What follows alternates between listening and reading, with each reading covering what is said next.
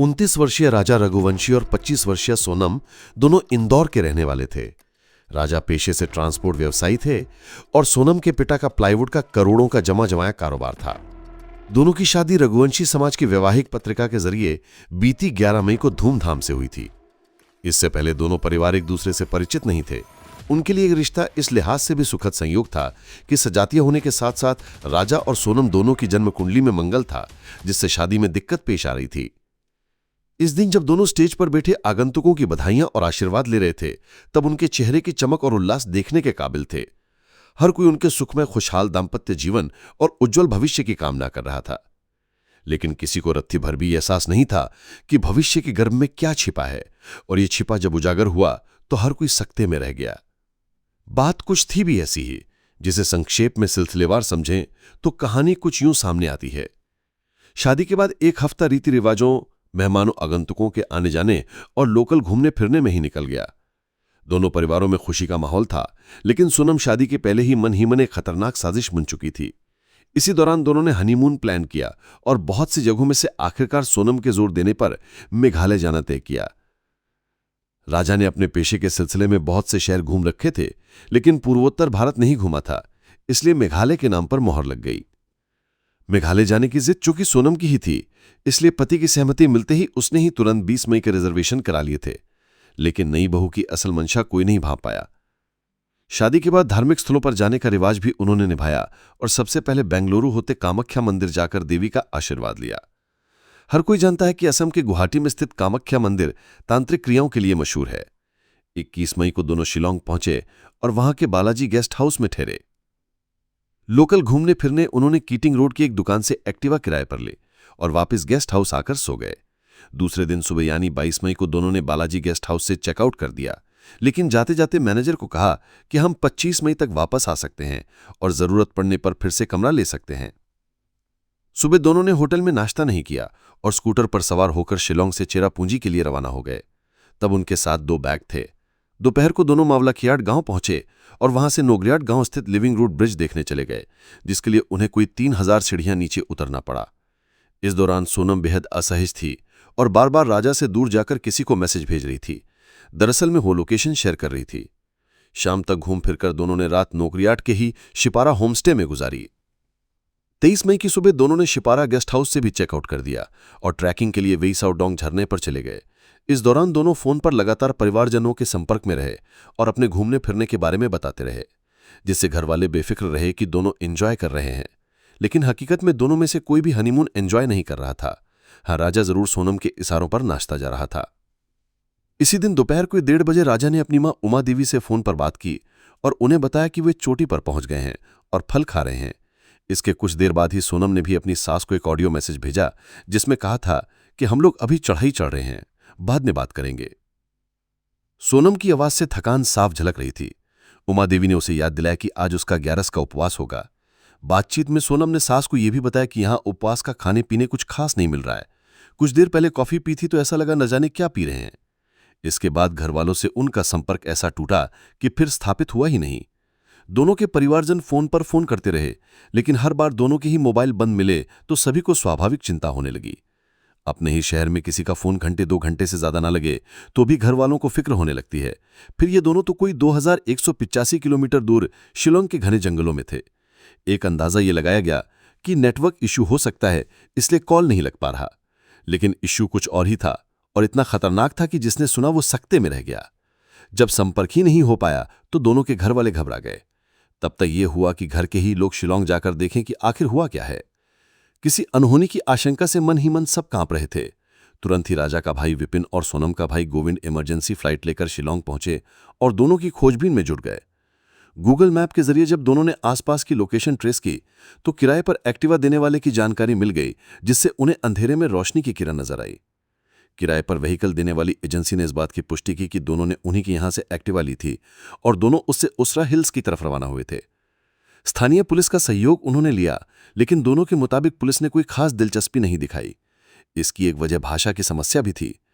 रोशनी की जो किरण गोविंद और सचिन को दिखाई दी थी वो उस वक्त बुझ सी गई जब एक्टिवा पहाड़ी इलाके में लावारिस हालत में पड़ी मिली। इन दोनों ने इंदौर पुलिस कमिश्नर संतोष सिंह से बात कर मदद की गुहार लगाई। कमिश्नर साहब ने क्राइम ब्रांच के डीसीपी राजेश कुमार त्रिपाठी को जांच की जिम्मेदारी सौंप दी, जो शिलोंग पुलिस के लगातार संपर्क में रहे। इंदौर के रघुवंशी दंपति शिलोंग में रहस्यमय तरीके से गायब हैं और अब तक कोई सुराग उनका नहीं मिला है। ये बात जंगल की आग की तरह इंदौर से मध्य प्रदेश होते पूरे देश में फैल गई। इंदौर में हर घंटे हर दिन सस्पेंस गहराता जा रहा था। कोई नई बात जो दरअसल में पुरानी हो चुकी होती थी, वो पता चलती तो सभी अपने अपने कयास लगाना और बताना शुरू कर देते थे। परिचित दोस्त और नाते रिश्तेदार यानी शुभचिंतक राजा और सोनम के घर हालचाल लेने और सहानुभूति प्रदर्शित करने जाने लगे थे, जिससे कम होने के बजाय दोनों परिवारों का ब्लड प्रेशर और तनाव दोनों बढ़ रहे थे। इधर शिलोंग में लावारिस हालत में पड़ी एक्टिवा से कुछ ही दूर खाई में शाम को सर्चिंग के दौरान एक रेनकोट और 2 बैग मिले। इंदौर में मीडिया को इस परिवार से जुड़े अर्पित चौहान ने बताया कि इस मामले में पुलिस अधिकारियों की मीटिंग चल रही है और इंदौर व शिलोंग पुलिस से उन्हें सहायता मिल रही है। मामला बहुत गंभीर मोड़ पर आ गया था, जिसमें अब तरह तरह की आशंकाएं ही बची थीं और सोशल मीडिया इस रहस्यमयी मसले से भरा पड़ा था, जिसके चलते मध्य प्रदेश के मुख्यमंत्री मोहन यादव ने मेघालय के मुख्यमंत्री कानराड संगमा से फोन पर बात की और अपने अफसरों को मेघालय पुलिस के संपर्क में रहने की हिदायत दी। मध्य प्रदेश के ही एक और वरिष्ठ मंत्री कैलाश विजयवर्गीय ने केंद्रीय गृह मंत्री अमित शाह से मदद के लिए आग्रह किया। इधर शिलोंग में सर्चिंग चल रही थी, जो भारी बारिश और घने कोहरे के चलते व्यवधान तो डाल रही थी। सभी की दहशत उस वक्त और बढ़ गई जब स्थानीय लोगों ने यह बताया कि जिस इलाके में एक्टिवा मिली है वो कुख्यात इलाका है और गुंडे बदमाशों का अड्डा है। कहा सुना यह भी गया कि यहां पहले भी कपल्स के गायब होने की वारदातें हो चुकी हैं। चूंकि स्थानीय लोग और पुलिस रघुवंशी परिवारों की उम्मीद के मुताबिक मदद नहीं कर रहे थे, इसलिए विपिन और गोविंद ने यूट्यूबर की मदद ली। एक यूट्यूबर को पैसे देकर राजा और सोनम के फोटो और वीडियो वायरल करवाए गए। एक लोकल न्यूज चैनल को भी पैसे देकर खबर चलवाई गई। दूसरी तरफ पुलिस की सर्चिंग मुहिम जारी थी, लेकिन तेज बारिश के चलते व्यवधान पड़ रहा था। मामला सुलझने के बजाय उलझता जा रहा था। राजा के परिवारजनों ने कपल की खबर देने वालों को 5 लाख नगद इनाम देने का ऐलान कर दिया। शिलोंग के खासी हिल्स जिले की सोहरा हिल्स, जहां से राजा और सोनम लापता हुए थे, बेहद खतरनाक ट्रैक है और दुनिया में सबसे ज्यादा और तेज बारिश वाले इलाकों में से एक है। राजा को रोमांच से परहेज नहीं था, लेकिन वो काफी एहतियात से चलने वाला युवक था। पूछताछ में दोनों के भाइयों को किसी ने बताया कि यहां किडनैप करने वालों की एक गैंग सक्रिय है। मुमकिन है उसने ही इन दोनों का अपहरण कर लिया हो और एक्टिवा को दूर छोड़ दिया हो। वैसे भी इस इलाके में लूटपाट आम है, जिसके चलते स्थानीय लोग भी अकेले आने से भी डरते हैं। रघुवंशी परिवार की मदद की गरज से इंदौर के सांसद शंकर ललवानी भी शिलोंग पहुंचकर पुलिस अधिकारियों से मिले, जिससे पुलिस सर्च ऑपरेशन में और तेजी आई। लेकिन इसके बाद भी लापता कपल का कोई सुराग नहीं मिल रहा था और जब सुराग मिला भी तो राजा की लाश की शक्ल में मिला। सर्चिंग के दौरान ड्रोन की मदद से गहरी खाई में राजा की लाश पड़ी मिली। शव ऊपर लाया गया तो उसे पहचानना मुश्किल था, क्योंकि वो गल चुका था। राजा के दाहिने हाथ पर बने टैटू से उसे पहचाना गया। इसी जगह से एक लेडीज शर्ट, पेंट्रा 40 नाम की दवा, वीवो कंपनी के मोबाइल फोन की क्रीन और एक स्मार्ट घड़ी बरामद हुई। ये जगह उस जगह से कोई 25 किलोमीटर दूर थी जहां एक्टिवा पड़ी मिली थी। राजा ने जो सोने की अंगूठियां पहन रखी थीं, उन सहित उसके बैलेट के गायब होने से यह ख्याल पुख्ता हुआ कि यह कपल लूट का शिकार हुआ है। राजा की मौत की खबर इंदौर पहुंची तो शहर में मातम पसर गया और देश भर में फिर चर्चाओं और अफवाहों का बाजार गर्म हो उठा। पोस्टमार्टम के बाद राजा का शव इंदौर लाकर उसका अंतिम संस्कार कर दिया गया, लेकिन सोनम का अभी भी कोई अता पता नहीं था कि वो जिंदा भी है या नहीं, और है तो किस हाल में और कहां है। ये सच सोनम सहित उसके प्रेमी राज कुशवाहा और तीनों सुपारी किलर्स को ही मालूम था।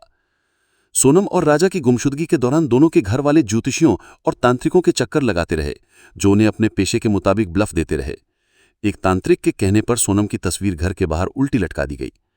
एक और ज्ञानी ने आंख मूंद कर भविष्यवाणी कर दी कि दोनों का अपहरण किया गया है और उन्हें नीले रंग के मकान में रखा गया है। लेकिन चूंकि इस मामले का हल्ला बहुत मच चुका है, इसलिए अपहरणकर्ता फिरौती के लिए संपर्क नहीं कर रहे हैं। अब भला कौन इन पंडित जी को बताता समझाता कि राजा का अपहरण नहीं बल्कि हत्या हुई है, जिसकी सूत्रधार और कर्ता धर्ता पत्नी सोनम है। गोविंद, विक्रम और दोनों के घरवाले मेघालय पुलिस को कोसते रहे, लेकिन इन तांत्रिकों ज्योतिषियों की गिरेबान किसी ने नहीं पकड़ी, जो इंदौर में बैठे भविष्यवाणियां कर रहे थे।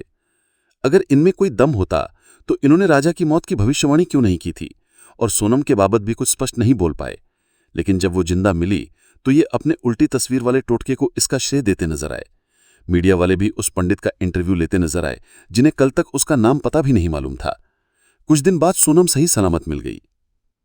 सोनम ने जानबूझकर हनीमून के लिए उस दुर्गम जगह को चुना था, जो उनके शहर इंदौर से कोई 2200 किलोमीटर दूर थी, जहां घने जंगल थे, जंगली जीव जंतु थे, पहाड़ियां थी, झरने थे, लेकिन सब एकदम असुरक्षित होते हैं।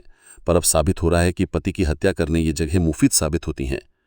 ये राज तब खुला जब 9 जून को एकाएक ही सोनम प्रकट हो गई, लेकिन इंदौर या मेघालय में नहीं बल्कि उत्तर प्रदेश के गाजीपुर के एक ढाबे से, जिससे ये साबित हो गया कि मेघालय पुलिस इस मामले पर पूरी गंभीरता और मुस्तैदी से काम कर रही थी। जैसे ही सोनम के मिलने की खबर न्यूज चैनल्स पर आई, वैसे ही टीवी से बिदकने वाले लोग भी टीवी देखने टूट पड़े। खासतौर पर महिलाओं को तो इस हत्याकांड से जुड़ी हर सनसनी देखने में पारिवारिक धारावाहिक सरीखा बल्कि उससे भी ज्यादा आनंद मिल रहा था। गाजीपुर के काशी पान जायका ढाबे से गिरफ्तार सोनम बदहवस दिखने की असफल कोशिश कर रही थी। मेघालय पुलिस ने सोनम को गिरफ्तार करते बताया कि पति राजा की हत्या की साजिश उसने ही रची थी और इसके लिए किराए के हत्यारे भी हायर किए थे। 16 मई को इंदौर के सुपर कॉरिडोर में सोनम राज से मिली और पूरा प्लान बनाया। हत्या के लिए राज ने अपने 3 दोस्तों आकाश राजपूत, आनंद कुर्मी और विशाल चौहान को भी साथ मिला लिया। प्लान के मुताबिक ये चारों ट्रेन और सड़क मार्ग से शिलोंग पहुंचे। इन्हें सोनम लगातार अपनी लोकेशन देती जा रही थी। 23 मई की सुबह जब राजा के साथ वो मामला कियात पहुंची तो ये चारों भी पीछे लग लिए। सोनम राजा को पहाड़ी पर सुनसान जगह ले गई और आरोपियों को इशारा कर दिए, जो राजा के नजदीक पहुंच गए। पहुंच तो गए, लेकिन उसकी हत्या करने की हिम्मत इनकी नहीं पड़ रही थी, जिससे सोनम बौखला गई और चिल्लाई भी। इस पर विशाल ने धारदार हथियार से राजा के सर पर पहला वार किया। आनंद ने राजा को पकड़ा और आकाश निगरानी करता रहा। सोनम थोड़ी दूर खड़ी राजा की मौत देखती रही। इसके बाद इन सभी ने बेसुध राजा को गहरी खाई में धक्का दे दिया। प्लान की कामयाबी के बाद विशाल, आकाश और राज इंदौर लौट आए और आनंद बीना चला गया। सोनम जिस रास्ते गई थी उससे वापस इंदौर आ गई, लेकिन ऐसे आई कि किसी को हवा भी नहीं लगी। खुद उसके अलावा चारों हत्यारे जानते थे कि सोनम गई तो सुहागिन थी, लेकिन वापस विधवा होकर आई है, जिसकी स्क्रिप्ट भी खुद उसने ही लिखी थी। अब ये सभी ना तजुर्बेकार कम उम्र हत्यारे भी जेल में हैं, जो इस खुशफहमी में थे कि उन्हें कोई नहीं पकड़ सकता। लेकिन इन लोगों को रत्ती भर भी इल्म नहीं था कि मेघालय पुलिस 23 मई को ही सक्रिय हो गई थी, जिसने राजा हत्याकांड को ऑपरेशन हनीमून नाम दिया था। इस मिशन में 120 पुलिसकर्मी लगातार जुटे रहे थे, जिन्होंने बतौर सबूत 42 सीसीटीवी फुटेज और दूसरे साक्ष्य भी जुटा लिए थे। इनमें से अहम हैं सभी के आने जाने और ठहरने के सबूत और सोनम के 20 दिन में राज से मोबाइल फोन पर 242 बार हुई बातचीत के भी सबूत के अलावा ढेरों पुख्ता साक्ष्य अदालत में गवाही देंगे। तो दोस्तों, ये थी इस राजा और सोनम रघुवंशी की पूरी कहानी। सावधान रहो और सतर्क रहो। मिलते हैं किसी अगली कहानी के साथ। तब तक के लिए जय हिंद, जय भारत।